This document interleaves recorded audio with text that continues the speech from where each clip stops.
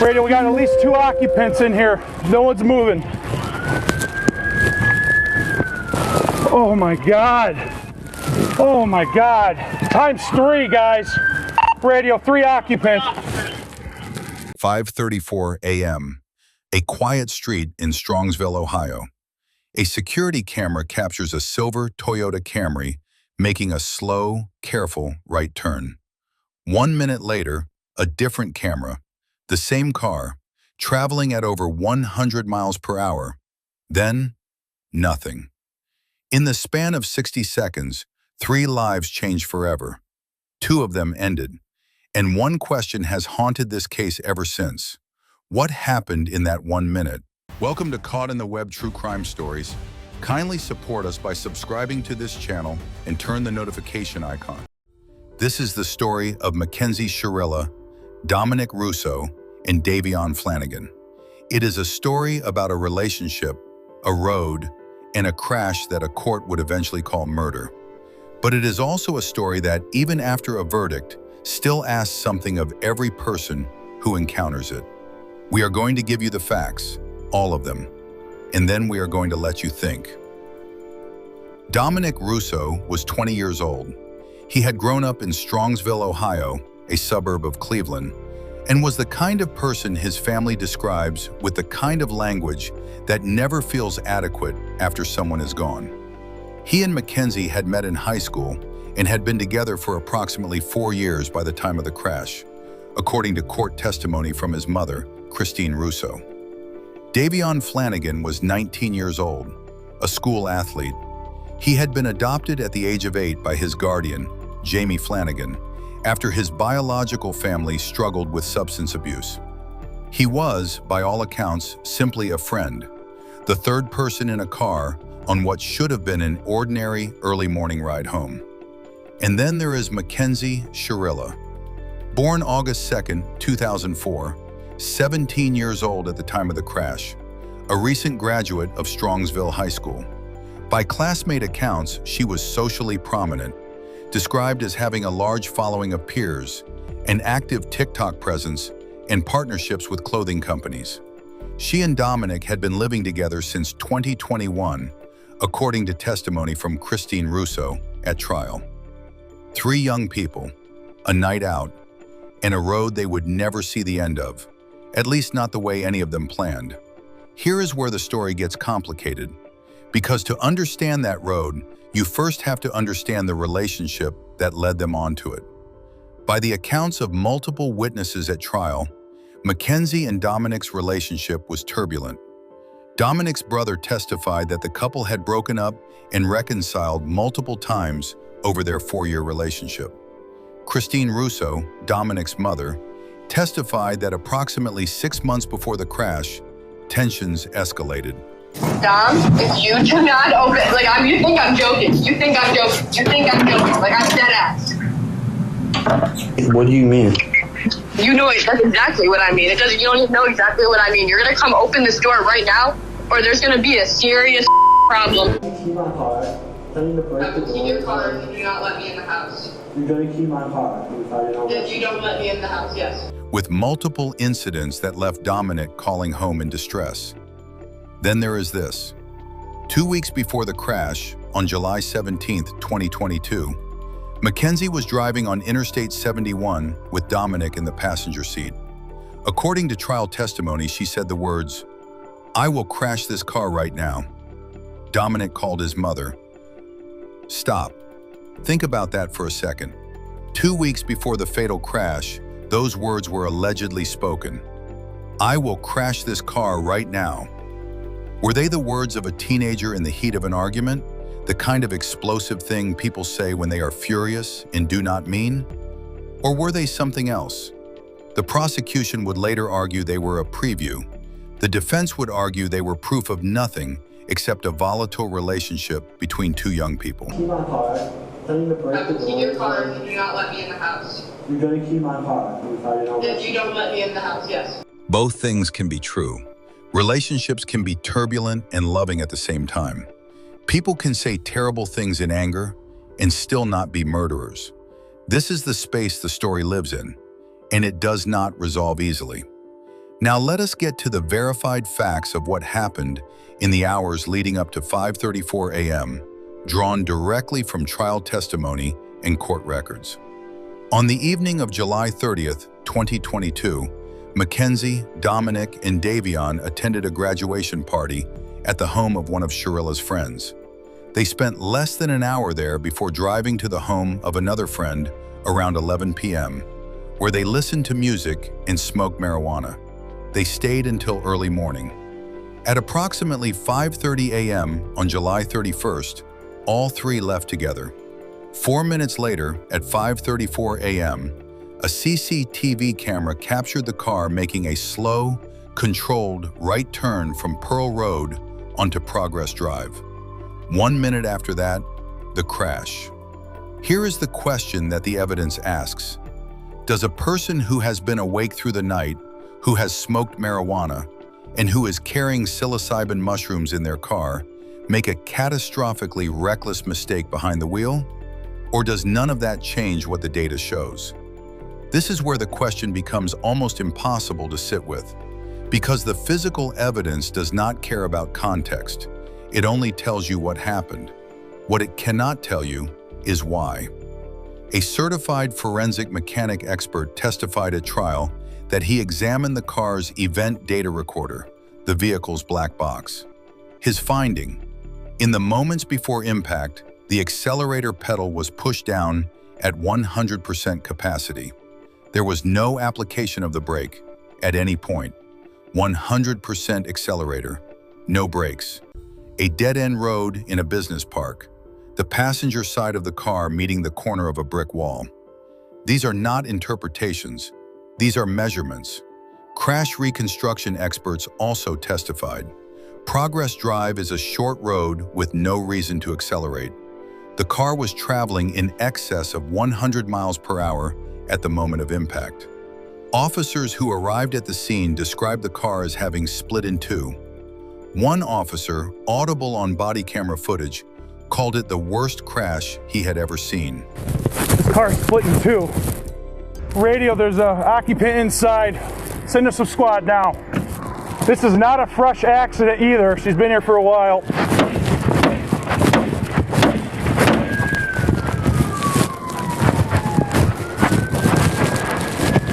Radio, we got at least 2 occupants in here. No one's moving. Oh my God. Oh my God. ×3, guys. Radio, 3 occupants. No one's conscious. No one's breathing.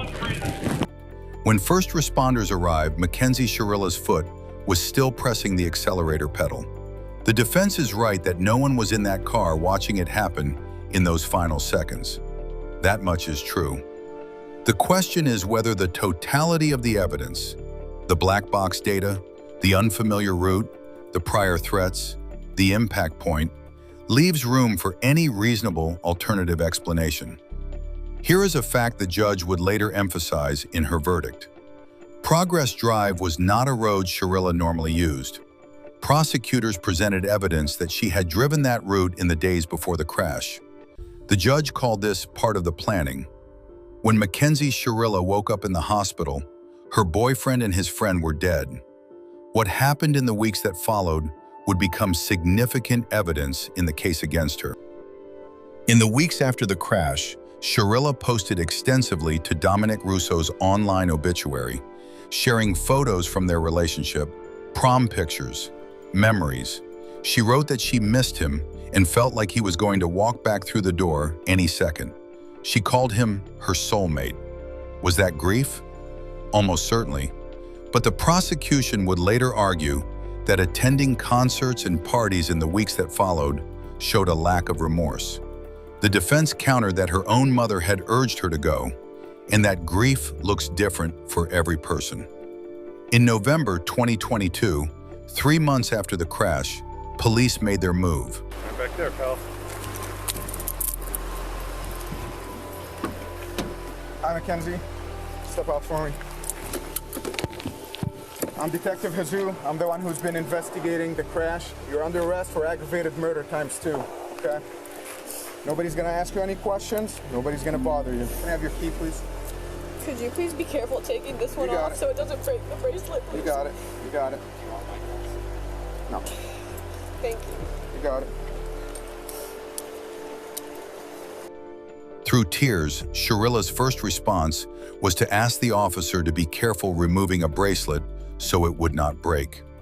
That detail, the bracelet, is the kind of thing that means everything and nothing, depending on who you are and what you believe about this case. Mackenzie Shirilla's bench trial, meaning a judge, not a jury, would decide her fate, began August 7th, 2023. She was 19 by then, but was tried as an adult for actions she committed at 17. The prosecution's case rested on several pillars: the black box data showing full acceleration and zero braking, the prior threat to crash the car, the unfamiliar route she had reportedly scouted days before, the passenger side impact point, and a pattern of behavior witnesses described as controlling and volatile.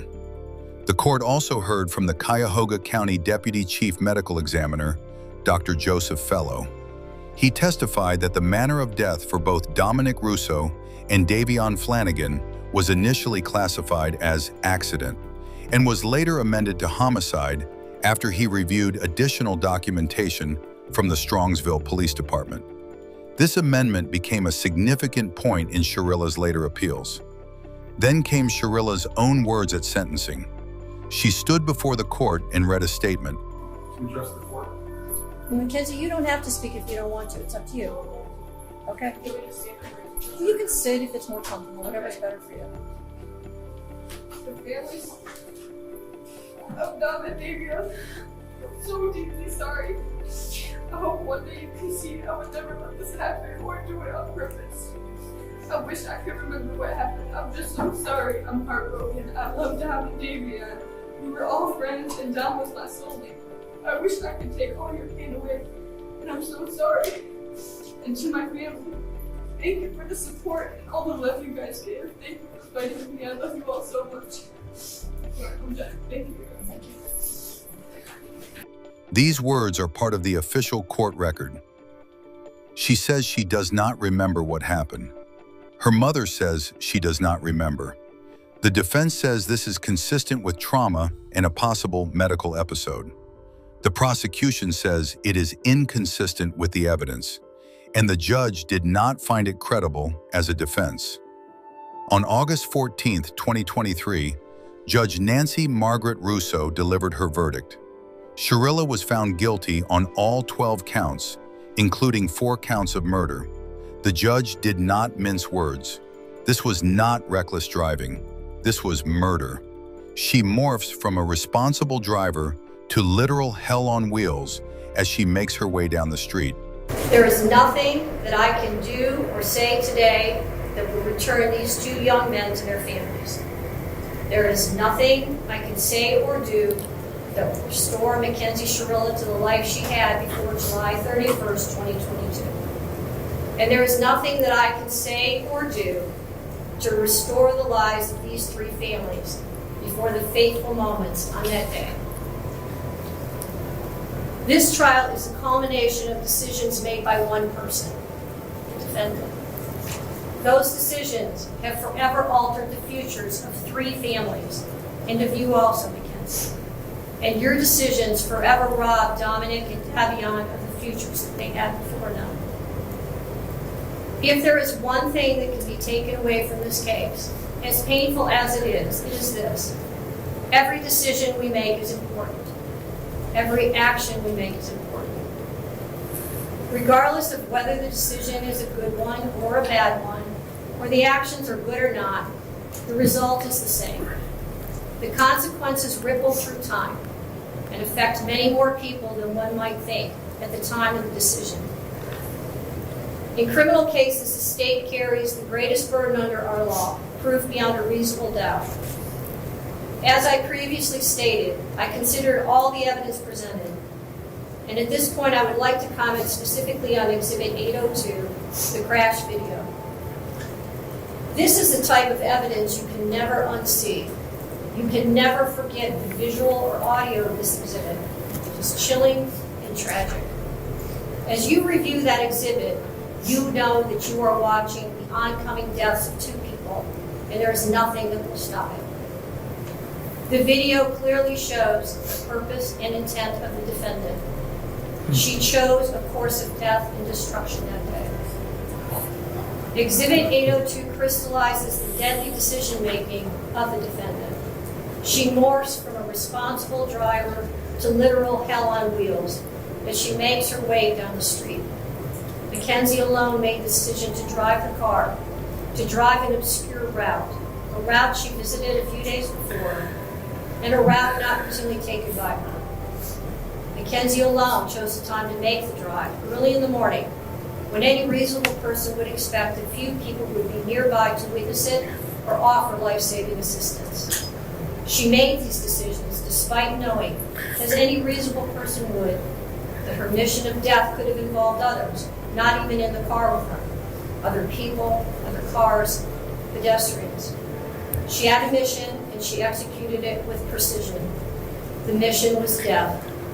Mackenzie alone decided to push the pedal to the floor and demand the ultimate speed of that vehicle to 90 to 100 miles per hour. She alone decided what was to be. Mackenzie decided death was the ultimate goal that day. Finds the defendant, Mackenzie Shirilla, guilty of murder, to wit Davion Flanagan, in violation of Ohio Revised Code Section 2903.02a, is charged in count 2 of the indictment.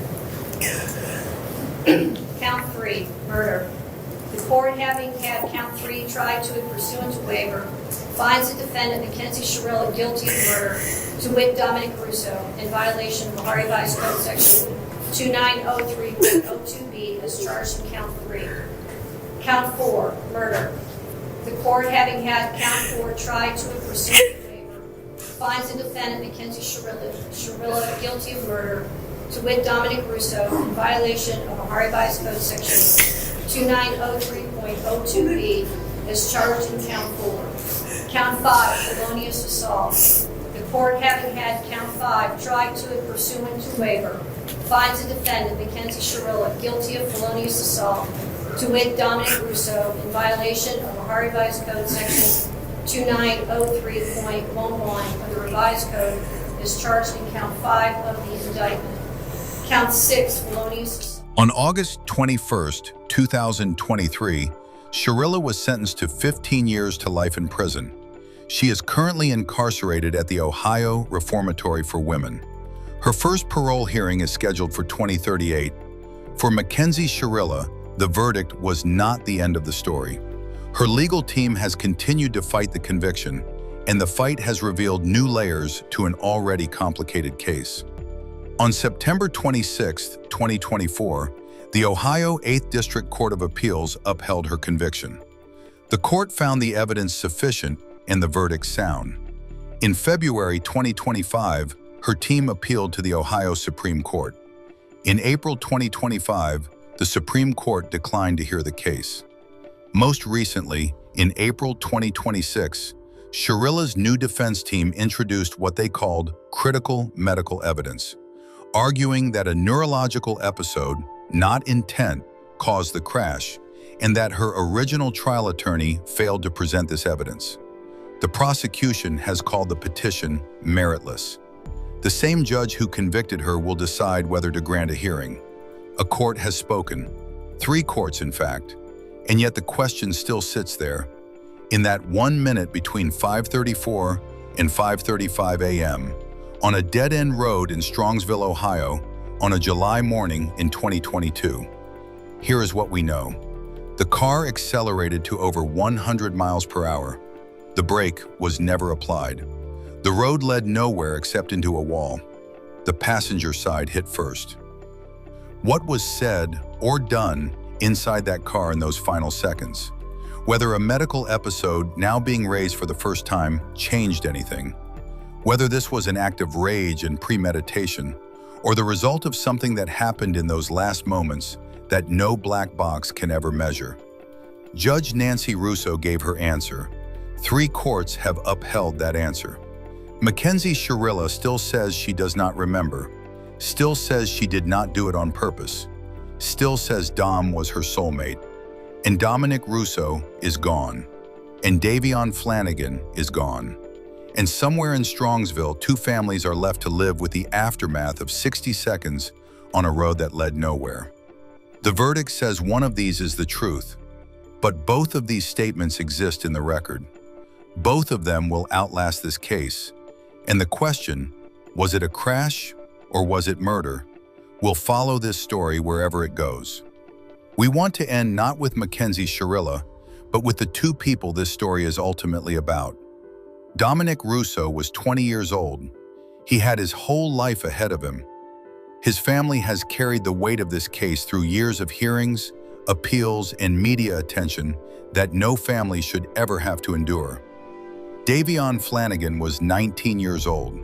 He had been adopted as a child, had overcome early hardship, and was an athlete and a friend. He was in the back seat that night. His family chose not to let his death be the last word. They created a scholarship in his name for aspiring barbers because they wanted him remembered for something other than how he died.